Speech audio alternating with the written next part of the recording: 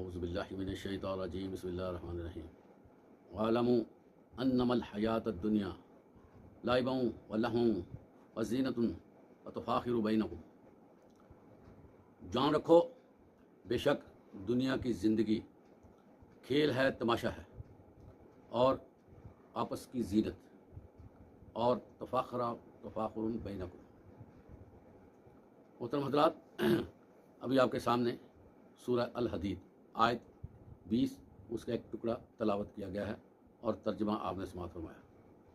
اس آیت میں اللہ تعالیٰ نے دنیا کی حقیقت آشکارا فرمائی ہے اور یہ فرمایا ہے کہ جان رکھو دنیا کی جو زندگی ہے، دنیا کے جو معاملات ہیں وہ کھیل اور تماشے سے زیادہ نہیں ہیں، جہاں تم زینت کی باتیں کرتے ہو اور آپس میں مال و اسباب کے حوالے سے فخر کرتے ہو۔ حضرات گرامی، اہل ایمان کو اللہ تعالیٰ نے اپنی مقدس کتاب میں ہر چیز فرما کر بہت ہی پیارے طریقے سے گائیڈ کیا ہے، اور ان کو دنیا میں رہتے ہوئے کیسے زندگی گزارنی ہے اور آخرت کے لیے کیا کیا کرنا ہے بارہا مختلف مواقعوں پر فرمایا گیا ہے، اور اس بارے سخت ہدایات بھی دی گئی ہیں۔ اور یہاں پر بھی وَاعْلَمُوا کہا گیا ہے کہ جان رکھو۔ اس میں ایک یقینی بات ہے، اس میں اوتھینٹک بات ہے کہ تم اس بات کو کلیتاً محسوس کر لو کہ یہ جو زندگی ہے یہ آپس میں کھیل اور تماشے سے زیادہ حیثیت نہیں رکھتی۔ اور آپ کو محترم حضرات یہ معلوم ہے، کوئی بھی کھیل شروع ہو جائے، کوئی بھی تماشا ہو، وہ کچھ وقت کے لیے لذت دیتا ہے، کچھ وقت کے لیے تھوڑا سا سکون، تھوڑی سی فیسیلیٹیشن ہوتی ہے، اس کے بعد پھر وہی تلخیاں شروع ہو جاتی ہیں۔ تو اللہ تعالیٰ نے پوری دنیا کی زندگی کو یہی کھیل تماشا قرار دیا ہے تاکہ اہل ایمان کو پتہ چل جائے کہ جس طرح کھیل اور تماشے کے بعد افسردگی آتی ہے اور پھر وہی روٹین بنتی ہے، پھر وہی معاملہ شروع ہو جاتے ہیں، اسی طرح یہ جو زندگی ہے یہ کھیل تماشا ہے جس کے بعد آخرت کی سنجیدہ زندگی شروع ہونے والی ہے۔ سنجیدہ زندگی سے کیا مراد ہے محترم حضرات؟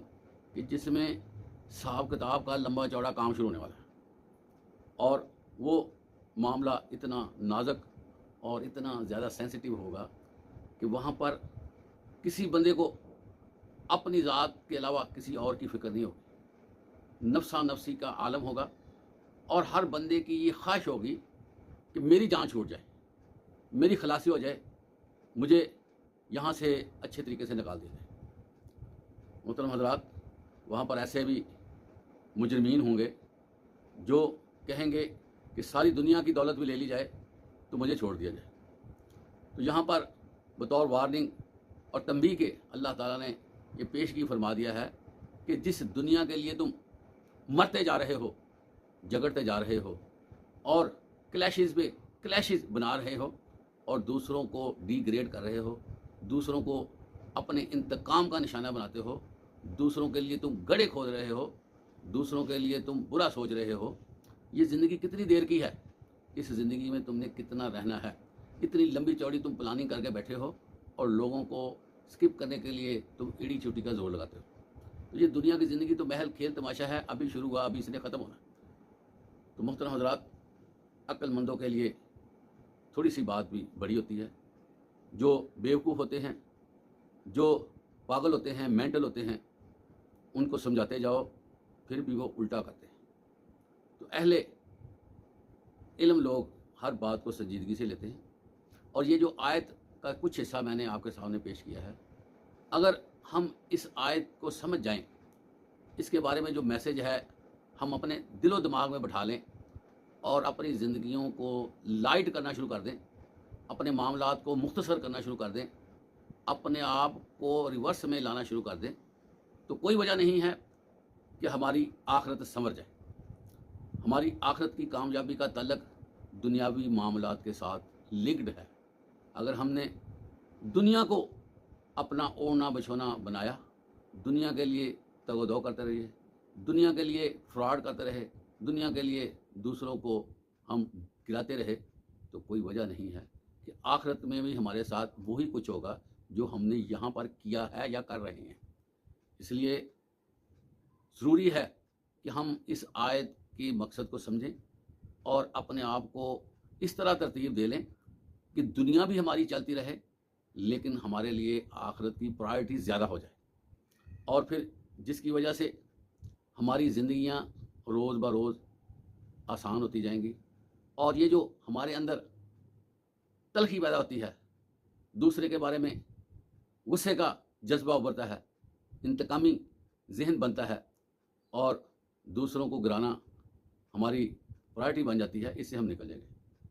محترم حضرات، آپ علیہ الصلوۃ والسلام نے بھی دنیا کے حوالے سے بڑی مثالیں دی۔ ایک دفعہ چند صحابہ کے ساتھ آپ کہیں جا رہے تھے، ایک بکری کا چھوٹا سا بچہ مردہ حالت میں دیکھا گیا۔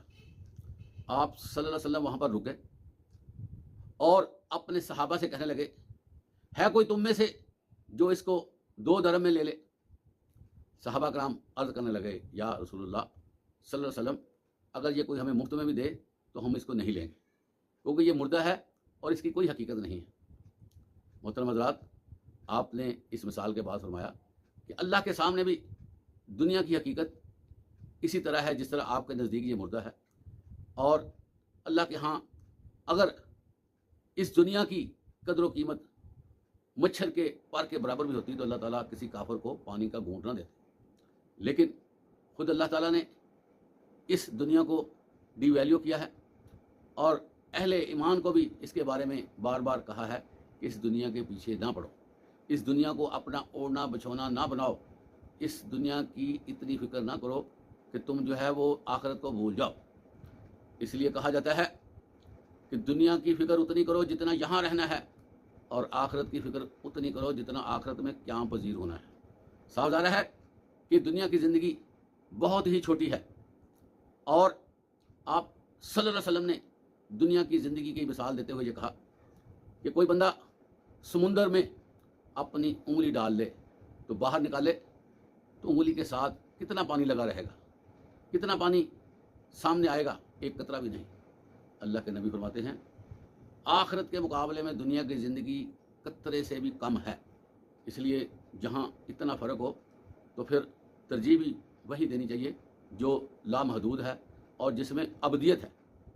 محترم حضرات، اللہ تعالیٰ حیٌ ہے، قیوم ہے، ہمیشہ سے زندہ ہے اور قائم رہنے والا ہے، اور اللہ تعالیٰ ہمیں بھی یہ اپرچونٹی دے رہے ہیں کہ تمہیں بھی اگر تم اچھے کام کرو گے، اگر دنیا کے ساتھ زیادہ متعلق نہ ہوگے اور دنیا کی جو خرابیاں ہیں اپنے اندر اس کو نہیں سمیٹو گے، اپنے آپ کو دنیاوی علیشوں سے پاک صاف رکھو گے، اور ہر کام میں اللہ کی رضا سامنے رکھو گے، اور ہر کام کرتے وقت یہ بھی دیکھو گے کہیں اللہ مجھ سے ناراض نہ ہو جائے، تو اللہ تعالیٰ فرماتے ہیں کہ میں تمہیں ایسی جنت سے نوازوں گا، ایسا مقام عطا فرماؤں گا، ایسی جگہ تمہیں رہنے کے لیے دی جائے گی جو ابدیت پر مشتمل ہوگی، اور وہاں پر موت تو ختم ہو جائے گی، لیکن وہاں کی زندگی ایسی ہوگی جس میں تم رنج و الم سے آزاد ہو گئے، اور ہمیشہ خوش ہی خوش رہنا تمہارے مقدر میں آئے گا۔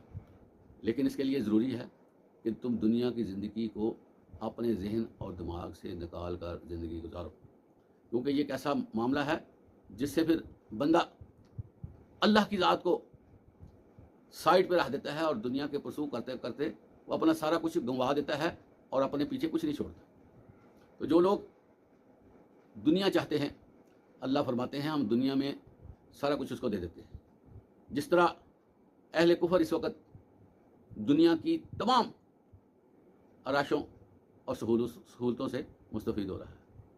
اللہ فرماتے ہیں دنیا چاہنے والوں کو ہم دنیا دیتے ہیں، اور جو دنیا کے ساتھ ساتھ آخرت میں کامیابی کے خواہش مند ہیں، متلاشی ہیں، ہم آخرت میں کامیابی سے نوازتے ہیں۔ حضرات گرامی، قرآن مجید میں بھی ایک دعا جو آپ صلی اللہ علیہ وسلم اکثر کرتے تھے، اور ہم بھی اتحیات میں وہ اکثر کرتے ہیں، اور اس دعا کو کرتے ہی رہنا چاہیے، بڑی ہی پیاری اور جامع دعا ہے، جس میں ہم اللہ سے گزارش کرتے ہیں کہ اے باری تعالیٰ ہمیں عطا کر اچھی دنیا، اور ہمیں نصیب کر اچھی آخرت، اور ہمیں دوزخ کے عذاب سے بچا۔ حضرات گرامی، اس دعا میں جو قرآن مجید میں آئی ہے واضح ہوتا ہے کہ اللہ تعالیٰ دنیا میں رہنے والے اہل ایمان کو بالکل ہی پریشان نہیں کرنا چاہتے، بالکل ہی ناتوانی رکھنا چاہتے، بالکل ہی پیچھے نہیں رکھنا چاہتے، بلکہ محترم حضرات اللہ تعالیٰ فرماتے ہیں مجھ سے دنیا مانگو، لیکن دنیا مانگنے کا طریقہ یہ ہے کہ دنیا کو اپنے دماغ میں نہ بٹھاؤ بلکہ اس سے فیض یاب ہو۔ اور ایک مومن دنیا سے فیض یاب ہونے کے لیے اپنی طاقت صرف کرتا ہے، لیکن اس کام میں پڑھ کر وہ اللہ کی یاد سے غافل نہیں ہوتا۔ ساری بات کا مطمئن نظر یہ ہے، ساری بات کا خلاصہ یہ ہے کہ ہم دنیا میں رہتے ہوئے اپنے رب کو نہ بھول جائیں، کیونکہ جب ہم رب کو بھول جائیں گے تو ہم دنیا میں خود اپنے طور پر تنہا رہ جائیں گے، اور یہاں سے ہی بربادی کا سفر شروع ہوتا ہے کہ دنیا میں مگن ہونے سے ہم خدا کی رضا سے نکل گئے۔ اس لیے دنیا لیتے وقت اللہ کی یاد کو ہمیشہ سر فہرست رکھنا ضروری ہے۔ اس کا طریقہ کار کیا ہے محترم حضرات؟ کہ اللہ تعالیٰ نے دین اور دنیا کی ایک ترتیب بنائی ہوئی ہے۔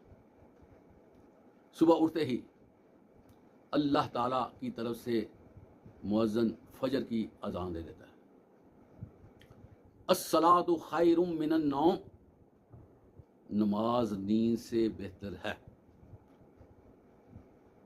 حی علی الصلاۃ، آؤ نماز کی طرف، حی علی الفلاح، آؤ فلاح کی طرف۔ محترم حضرات، ہمارا دنیا کا سفر ایسے شروع ہونا چاہیے جس میں سب سے پہلے ہم نماز کا اہتمام کریں، اور پھر اس کے بعد اپنے دنیاوی معاملات جس میں ملازمت ہے، کام ہے یا کاروبار ہے، جس سے ہم اپنی اور گھر والوں کی زندگی کے چلانے کا بندوبست کرتے ہیں، تو یہ بھی محترم حضرات اگر بندہ حلال رزق کی تلاش میں نکلتا ہے اور اندر اس کے مکاری اور فریب نہیں ہوتا، لوگوں کو ڈاج کرا کے وہ پیسہ حاصل کرنے کا متمنی نہیں ہوتا، بلکہ صاف ستھرا کام کرتا ہے، تو حدیث مبارکہ ہے کہ جو بندہ حلال رزق حاصل کرتا ہے وہ اس کی عبادت میں ہے،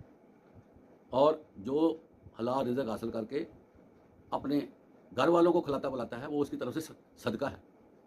تو یہاں تک کہ بندہ ظہر کے وقت تک کام کرتا رہے اور اس کے بعد سارے کام چھوڑ کر وہ ظہر کی نماز کے لیے چل پڑے، اس کے بعد بھی اللہ تعالیٰ نے اس کے لیے کام کی اپرچونٹی رکھی ہے، اور عصر، اسی طرح مغرب، اسی طرح عشاء۔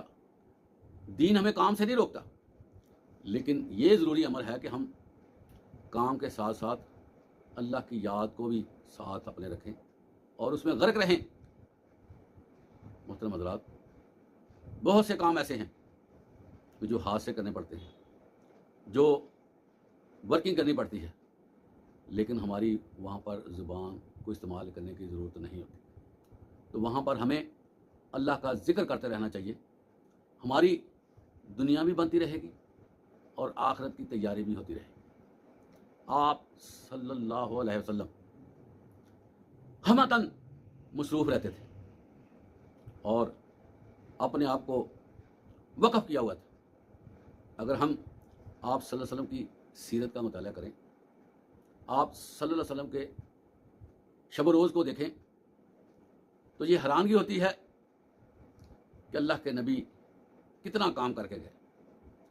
آپ کی سیرت کے بارے میں سینکڑوں ہزاروں بندوں نے تباہ آزمائی کی، لیکن مورخین اور اسی طرح تاریخ دان آپ کی پوری زندگی کا احاطہ نہیں کر سکے۔ ہر مورخ نے اپنے طور پر دیکھا، لیکن بہت سے پہلو اس کی نظر سے رہ گئے۔ یہی وجہ ہے کہ آپ صلی اللہ علیہ وسلم کو دنیا سے گئے ہوئے 1450 سال ہو گئے ہیں، لیکن آپ کی سیرت نگاری جاری ہے۔ اور روزانہ کی بنیاد پر آپ صلی اللہ علیہ وسلم کی کئی پہلوؤں پر لکھا جا رہا ہے، اور یہ تحقیق ہو رہی ہے، آگے سے آگے بڑھ کر ہمیں بہت سی چیزیں ملتی ہیں۔ یہ آپ کی مصروفیت ہے، لیکن اس کے باوجود محترم حضرات، آپ صلی اللہ علیہ وسلم کی زبان ذکر الہی سے ہمہ وقت تر رہتی تھی۔ تو حضرات گرامی، یہ دنیا کے معاملات ختم ہو جاتے ہیں، گر جاتے ہیں، معاملے اپنے انجام کو پہنچ جاتے ہیں، لیکن جو بندہ اللہ کے لیے دنیا میں رہتے ہوئے کام کرتا ہے، وہ کام جو ہے وہ لکھا جاتا ہے اور وہ مستقر رہتا ہے۔ قرآن مجید میں اللہ تعالیٰ فرماتے ہیں کہ تیرا رب جو ہے وہ بھولنے والا نہیں، اور جو کچھ ہم کرتے ہیں اللہ کے ہاں وہ نوٹڈ ہے، اور اللہ تعالیٰ اس کو یاد رکھے ہوئے ہے۔ ایک دفعہ ایک شخص نے حضرت یونس حضرت سلیمان علیہ السلام کے بارے میں بات کی، اور یہ بات آپ کے سامنے ہوئی کہ اللہ تعالیٰ نے آپ کو کتنا نوازا ہے، کتنی سلطنت دی، اور کیا کیا مخلوقات کو آپ کے زیر تابع کیا۔ آپ فرمانے لگے کہ یہ ساری چیزیں اس 2 رکعت نماز سے ہیچ ہیں جو بندہ ادا کرتا ہے، اور اس کی تشریح حضرت سلیمان علیہ السلام نے یہ کی کہ یہ مال و متاع، یہ حکومت، یہ سلطنت، یہ سارے معاملات ختم ہو جانے ہیں، لیکن جس بندے نے 2 رکعت نماز ادا کی گئی ہوگی وہ اللہ کے ہاں اس کا اجر قائم و دائم رہے گا، اور قیامت کے دن اس کو دکھا دیا جائے گا۔ اس لیے ہماری نیکیاں ہمیں ہر صورت ملیں گی، ان کا ہر صورت ہمیں فائدہ ہوگا، لیکن دنیاوی معاملات اگر بہت بھی اچھے ہوں گے، بہت زیادہ ہم آگے بڑھے ہوں گے، لیکن اس میں فل سٹاپ ہے، وہ ختم ہونا ہے۔ وہ فار دا ٹائمنگ زندگی ہے۔ کسی بندے کی زندگی 60 70 سال 80 سال، محترم حضرات، اس کی زندگی کے اینڈ پہ فل سٹاپ ضرور لگنا ہے، اور اس نے سارا سامان حیات یہیں چھوڑ کر خالی ہاتھ نکل جانا ہے، اور 2 کپڑوں میں اس نے جانا ہے۔ لیکن اگر اس نے کچھ کیا ہوگا تو اس کی یہ چیز اس کو قبر ہی میں فائدہ دینا شروع کر دے گی۔ اس لیے محترم حضرات، کہا جاتا ہے نیکی کر دریا میں ڈال۔ نیکی کو کرو اور بھول جاؤ، پھر کرو پھر بھول جاؤ، نیکیاں کرتے رہو کرتے رہو کرتے رہو۔ محترم حضرات، دنیا میں رہتے ہوئے اہل ایمان کو کیا کرنا چاہیے؟ وہ ہر وقت نیکی کی تلاش میں سرگردہ رہے، اور نیکیوں کو بڑھاتا رہے، اور اللہ کے ہاں ایک نیکی بھی قبول ہوگی، اللہ تعالیٰ جنت دے دے گا۔ ایک نیکی میں بھی اللہ خوش ہوگا، اللہ نے جنت دے دی۔ تو جتنی زیادہ ہماری نیکیاں ہوتی جائیں گی، اتنے ہی زیادہ چانسز ہمارے جنت میں جانے کے بڑھتے جائیں گے۔ اس لیے یہ دنیا اللہ تعالیٰ نے حضرت انسان کے لیے دارالعمل بنائی ہے، اس میں عمل کا حکم دیا گیا ہے، اس کو اونا بچھونا نہیں کہا گیا بنا لو۔ آپ صلی اللہ علیہ وسلم نے فرمایا کہ زندگی کو 2 طرح سے لو، ایک تو اپنے آپ کو مسافر کی حیثیت دے دو، کیونکہ مسافر جو ہوتا ہے وہ مستقلاً کسی جگہ پہ اپنا انٹرسٹ مینٹین نہیں کرتا کہ میں نے یہی رہنا ہے اور میں بڑے بڑے محلات بنا لوں، میں اچھے معاملات بنا لوں، میرا نظام بہت ہی زیادہ اچھا ہو جائے، بلکہ وہ اپنے آپ کو دیکھتا ہے کہ مجھے یہاں کتنا اسٹے کرنا ہے، اس کے حساب سے وہ فار دا ٹائمنگ اپنے آپ کو ارینج کرتا ہے۔ محترم حضرات، اس کے بعد اللہ کے نبی فرماتے ہیں کہ وہ اپنے آپ کو اجنبی تصور کرے، اسٹرینجر مین۔ اگر ایک بندہ اپنے آپ کو اجنبی بنا لیتا ہے، وہ دنیا میں رہتے ہوئے دنیا کے ساتھ اپنا انٹرسٹ ڈویلپ نہیں کرے گا، بلکہ کہے گا میں اجنبی ہوں، مجھے کیا ضرورت اتنا زیادہ ڈیپلی جانے کی، میں کیوں معاملات کے اندر داخل ہوتا جاؤں، میں اپنے معاملات کو سلجھا لوں، جتنا مجھ سے مختصر ہوتا ہے اتنا میں کر لوں۔ تو اس وجہ سے محترم حضرات، وہ دنیا کے ساتھ لنک نہیں رکھتا، سرسری اس کے روابط ہوتے ہیں دنیا والوں کے ساتھ اور دنیا کے معاملات۔ تو ہمیں اس کے بارے میں ہمیشہ یہ اختیار کرنی چاہیے کہ دنیا میں رہتے ہوئے آخرت کے حوالے سے ہم فکر مند ہوں، اور ہے بھی یہ بہت فکر والی جگہ ہے، معاملہ ہے۔ آپ دیکھیں، اللہ کے نبی فرماتے ہیں کہ بندہ اس وقت کسی کو نہیں پہچانے گا جب اس کے بارے میں اعلان کیا جائے گا کہ اس کا अमाल नामा दिया जाएगा, और अमाल नामा अगर दाएं हाथ में जाएगा तो वो कामयाब है, अगर बाएं हाथ में गया तो वो नाकाम है। तो वहाँ पर वो सारे मामलात को छोड़कर इसी मामले में गौर करता है कि कहीं मुझे बाएं हाथ में मेरा अमाल नामा ना दे दिया जाए। इसी तरह पुल सिरात पे मोहतरम हजरात गुजरना है, वहाँ पर भी और कोई मामला जहन में नहीं आएगा सिवाय पुल सिरात के गुजरने से। इसलिए ये चीज़ें जब हमारे दिमाग में रहेंगी, जहाँ हम इसके बारे में सोचते रहेंगे, तो हमारे से गुनाह जड़ते जाएंगे, निकलते जाएंगे, हमारी सोच, हमारी फ़िक्र पाकीज़ा होती जाएगी, हमें जो दुनियावी खौफ है वो ख़त्म होता जाएगा, हमारे अंदर जो लालच है जिसकी वजह से हम सारे मामला करते हैं वो भी निकलती जाएगी, और दुनिया को हम आर्जी क़यामगाह के तौर पर देखा करेंगे, और ये भी ख्वाहिश हमारी हो जाएगी, ये भी हमारे अंदर तड़प आएगी कि हमारी अल्लाह से मुलाकात हो जाए।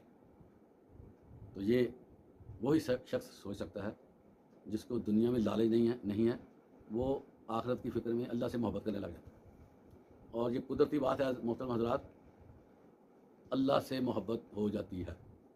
जिस बंदे ने दुनिया को अपने कंधों पर सवार होने से बचा लिया, लाजमी तौर पर उसका और उसके रब का मामला सीधा हो जाएगा। वो अपने रब से मोहब्बत करेगा और रब उसके साथ मोहब्बत करेगा। जिस तरह बंदा चाहेगा कि मेरी रब से मुलाकात हो जाए, रब भी ये चाहेगा कि मेरी उस बंदे से मुलाकात हो जाए। यही असल मुकाम है, यही इंसानियत की मिराज है कि इंसान वहाँ तक पहुँच जाए कि जब अल्लाह भी इंतज़ार में हो। तो ये चीज़ें आती हैं जब दुनिया को हम उस जगह पे रखें जहाँ पर अल्लाह ने फरमाया, और अल्लाह ताला ने इसको खेल और तफाखर बनाया गया है कि ये मामूली सी बातें हैं जिसमें खेलता है बंदा या अपने आप को सामने लाता है, फ़ख्र करता है। तो ये चीज़ें जब हमारे दिमागों से निकलेंगी तो हमें दुनिया की रानाइयाँ, खुशनुमा चीज़ें हमें नहीं लुभा सकेंगी, बल्कि हम अपना चेहरा दूसरी तरफ करके निकल जाएंगे। अल्लाह ताला हमें ऐसी सोच, ऐसी फ़िक्र अता फरमाए कि हम दुनिया में रहते हुए जद्दोजहद करें, मेहनत करें, सारे अमूर अंजाम दें, लेकिन हम दुनिया की मोहब्बत को अपने दिल में ना बैठने दें। बस यही एक नुक्ता है जो दीन चाहता है। बाकी अल्लाह ताला ने दुनिया बना दी है, अल्लाह ताला ने इसमें कूट कूट कर चीज़ें रखी हैं, लामतनाही चीज़ें इसमें रखी गई हैं, बड़े मादी वसाइल हैं इसमें। बंदा चाहे तो लगा रहे, लेकिन अपना मामला अल्लाह के साथ मुतल्लक करके फिर दुनिया में चले, तो ये कामयाबी जो है बंदे को ज़रूर मिलेगी। बंदा फिर आखिरत में ये महसूस करेगा कि मैंने कितना अच्छा फैसला किया। मोहतरम हज़रात, हदीस मुबारक है, एक बंदा जो 1.5 सदी तक 1500 साल तक वो इस दुनिया में रहा होगा, और जब क़यामत के दिन उसको उठाया जाएगा तो उससे पूछा जाएगा कि तुम कितना अरसा इस दुनिया में रहे। वो कहेगा मैं दुनिया में एक दिन या दिन का कुछ हिस्सा रहा हूँ।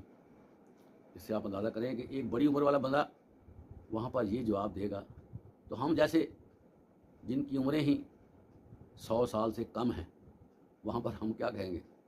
हदीस में आता है कि एक बंदा ये कहेगा कि मैं असर से मगरिब तक या ज़ोहर से असर तक वहाँ रहा। तो ये बहुत थोड़ी थोड़ी मुद्दत बताई जाएगी, क्योंकि आखिरत के मुकाबले में ये है भी थोड़ी मुद्दत। 50,000 साल का एक दिन, इसको क़यामत का दिन कहा जाता है। तो हज़रत आदम अलैहिस्सलाम से लेकर अब तक कितने साल हुए? चंद हज़ार साल। तारीख़ नज़र आती है हज़रत आदम अलैहिस्सलाम तक सारी तारीख़ मिल रही है। तो मोहतरम हज़रात, मुख्तसर अरसा हमने यहाँ रहना है। दुनिया की बेसबाती, दुनिया की बेरुखी, बेमरबती भी हमारे साथ है। जो बंदा दुनिया के इसलिए जीता ना, उसको धक्के बड़े पड़ते हैं।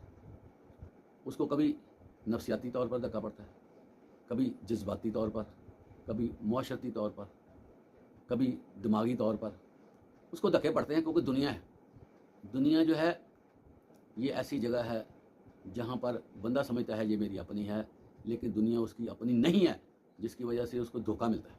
پھر وہ روتا ہے کہ دنیا سے مجھے یہ چیز ملی، یہ چیز ملی، وہ گلے شکوے کرتا رہتا ہے. تو جب پہلے ہی بندہ اپنا حساب کتاب مختصر رکھے، اپنے معاملات کو کنسائز کرے، زیادہ ڈیپلی نہ جائے، تو پھر اس کے گلے شکوے نہیں نظر آئیں گے.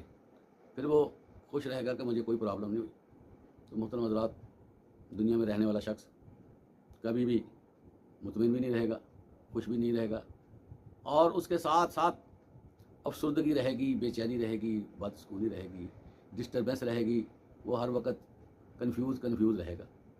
دنیا میں رہتے ہوئے لوگ کبھی بھی اچھے طریقے سے دنیا کو نہیں گزار سکتے. جو دنیا کو بہت زیادہ لائٹ رہے گا وہ اتنا ہی خوش رہے گا، اتنا ہی ایزی رہے گا، اتنی اس کی زندگی نرم اور آسان ہوگی.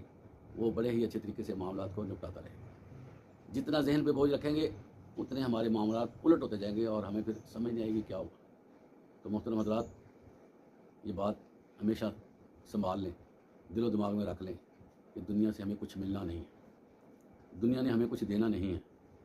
یہ ساری چمک جو ہے یہ نظر آتی ہے، اصل میں چمک نہیں ہے، یہ ڈال ہے سارا نظام.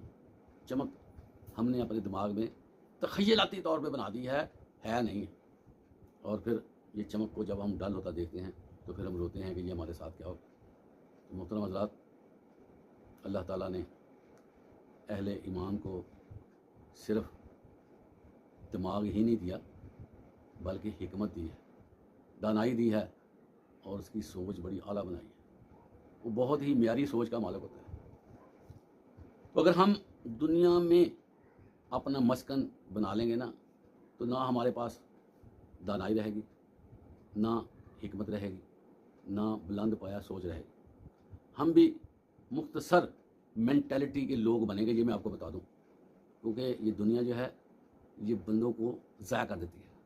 یہ بندے کے اندر اس کو اتنا ڈھیلا کر دیتی ہے کہ جب یہ مر جاتا ہے تو کوئی بھی بندہ چند گھڑیوں کے بعد اس کو یاد کرنے والا نہیں رہتا، کیونکہ اس نے دنیا کے لیے جیا، دنیا کا فنکشن وہاں پر ختم ہوا، دنیا دی اینڈ، اور بندہ فارغ. تو بہترین طریقہ یہی ہے کہ ہم آخرت کو ہمیشہ یاد رکھیں اور اس کے جو دنیاوی معاملات ہیں اس کو ایک فاصلہ دیں، ایک حد دیں. جتنا ہم دنیا میں اپنے آپ کو لائٹ رکھیں گے، ہماری عبادات میں نکھار آتا جائے گا، ہماری سوچ بلند ہوتی جائے گی، ہمیں طمانینت ملتی جائے گی، ہمیں اندر سے روحانی خوشی میسر آتی رہے گی، اور دنیا میں رہتے ہوئے ہم آسمانوں پہ بھی رہ سکتے ہیں. محترم حضرات، اس کی مثال میں آپ کو دیتا ہوں. آپ صلی اللہ علیہ وسلم معراج کی رات کو جنت میں سیر کے لیے گئے. آپ سیر کر رہے ہیں کہ قدموں کے چلنے کی آواز آئی. آپ نے استفسار کیا کہ یہ چلنے کی کس کی آواز ہے؟ کیونکہ فرشتوں کی آواز ہوتی نہیں چلنے کی، انسانوں کے قدموں کی آواز ہوتی ہے. تو آپ صلی اللہ علیہ وسلم کو بتایا جائے گا یہ آپ کے امتی بلال حبشی کے قدموں کی آواز ہے. محترم حضرات، بڑی ہی غور طلب بات ہے. حضرت بلال زمین پہ چل رہے ہیں، آوازیں جنت سے آ رہی ہیں. تو کیا مطلب کہ جو بندہ دنیا چھوڑ کر اللہ سے محبت کرتا ہے، اللہ کے نوافل ادا کرتا ہے، قرآن مجید کا مطالعہ کرتا ہے، اپنی سوچ کو پاکیزہ کرتا ہے، اپنے معاملات کو خوبصورت بناتا ہے، تو ایسا شخص دنیا میں ہے، دنیا میں امور انجام دے رہا ہے، لیکن اس کا جنت میں ذکر آتا ہے، جنت میں دنیا میں رہتے ہوئے. تو بتائیں اس بندے کی کامیابی کا کیا کہنا جو دنیا میں ہے، دنیا میں کام کر رہا ہے، لیکن جنت میں بھی اس کو یاد کیا جا رہا ہے، اس کا تذکرہ ہو رہا ہے. محترم حضرات، دنیا چھوڑیں گے دنیا بھی ملے گی اور آخرت بھی ملے گی. دنیا پکڑیں گے دنیا اپنے آپ کو چھڑائے گی، اور آخرت تو پھر ملنی نہیں ہے. تو خلاصہ کلام یہی ہے کہ اپنے معاملات کو ذرا درست کر لیجیے. آپ جہاں پر بھی ہیں ریورس میں آ جائیں، اور کوئی شرمندگی والی بات نہیں ہے، ریورس میں آنا کوئی معاملہ نہیں ہے. اللہ کے ہاں جب بھی آئیں گے اللہ ویلکم کرنے کے لیے تیار ہے. جب بھی کسی وقت بھی اللہ کہتے ہیں تم میری طرف رجوع کر لو، میں رسپونڈ کر دوں گا. تو اس کے لیے قید نہیں ہے کہ دیر ہو گئی ہے، کوئی مسئلہ نہیں، دیر ہو گئی کوئی مسئلہ نہیں. بہت کام بگڑ گیا ہے، بہت آگے جا چکے ہیں. بس جہاں پر گئے ہیں یو ٹرن لیجیے، واپس آ جائیے. اللہ معاف کرنے والا ہے، اللہ پیار کرنے والا ہے، اللہ محبت کرنے والا ہے. اللہ رجوع کرنے والے کو پسند کرتا ہے، اللہ توبہ کرنے والے سے محبت کرتا ہے. اللہ کو توبہ بڑی پسند ہے. واپس آ جانا بہتر ہے. دیکھ لیں اپنی زندگی آپ کتنی گزار چکے ہیں، کیا ملا ہے؟ کچھ بھی نہیں ملا. روزانہ کنفیوژن، ڈپریشن، انگزائٹی، دیگر خرابیاں ہمارے ساتھ لگی ہوئی ہیں، اور کسی وقت بھی ہم ذہنی طور پر ڈسٹرب ہو جاتے ہیں. ڈس اپوائنٹمنٹ ہو جاتی ہے، مایوسی شروع ہو جاتی ہے. جتنی مرضی سطح پہ چل یہ چیزیں ساتھ لگی، ہر بندے کی چیز یہ ساتھ لگی ہے. لیکن وہ بندہ بچ نکلے گا جو اللہ کے ساتھ رجوع کر لے. چہرے پہ رونق، نکھار، آنکھوں میں چمک، خوبصورتی اور مسکراہٹ، یہ اللہ کے ساتھ لگنے سے ملنی ہے، ویسے نہیں ملنی. لوگ آپ کی باتیں سنتے ہیں آپ کی طرف دیکھ کر، یہ نہ دیکھیں، یہ نہ سمجھیں کہ میرے اندر بہت کچھ ہے. وہ ویسے ہی آپ کو دیکھ رہے ہوتے ہیں، وہ آپ کو سارا جج کر رہے ہوتے ہیں. تو دنیا والوں کے لیے نہ جئیں، وہ آپ کو ایسے ہی ایسے ہی انہوں نے آپ کو گیم کرنی ہوتی ہے، مقاصد لینے ہوتے ہیں. وہ مقاصد لینے کے لیے سارا کچھ ہوتا ہے. آپ سمجھتے ہیں کہ پتہ نہیں مجھے بہت ویلیو دی جا رہی ہے. یہ ویلیو والا معاملہ جو ہے نا نہیں ہے کہیں بھی. بڑے سیانے ہیں لوگ، بڑے سیانے، وہ بیٹے جی اس کو دیتے ہیں جس کے ساتھ ان کو فائدہ ہوتا ہو. دوسرے بندے کو وہ دیکھنا بھی پسند نہیں کرتے. کام نکل جائے لوگ منہ ادھر کر لیتے ہیں. ان کی مسکراہٹیں، ان کا دیکھنا، یہ سارا مفاد پر مشتمل ہوتا ہے. آپ کوئی حقیقت نہیں آتی اس کے سامنے. یا آپ کے پاس عہدہ یا پیسے، دو چیزیں اگر ہیں تو آپ کو وہ سنیں گے بھی دیکھیں گے. لیکن دلی طور پر آپ کا بیٹے نہیں ہے تو ایسے معاملہ سے کیا کرنا ہے جب دلی طور پر بندہ ہی ہمارے ساتھ کوئی نہیں ہے. ہم خام خواہ اپنی ویلیو بناتے آخرت کو برباد کر لیں، اس میں فائدہ تو کوئی نہیں ہے. خام خواہ یہ نا ہم یہ لگے رہیں. تو اس مفروضے کو سمجھیں کہ یہ چیزیں جو ہیں یہ فائدہ دینے والی نہیں ہیں، بلکہ ہمارے لیے آخرت بھی برباد ہو جائے گی اور دنیا بھی نہ ملے گی. اللہ تعالی ہمیں اس فلسفے کو سمجھنے کی توفیق عطا فرمائے. آخر دعوانا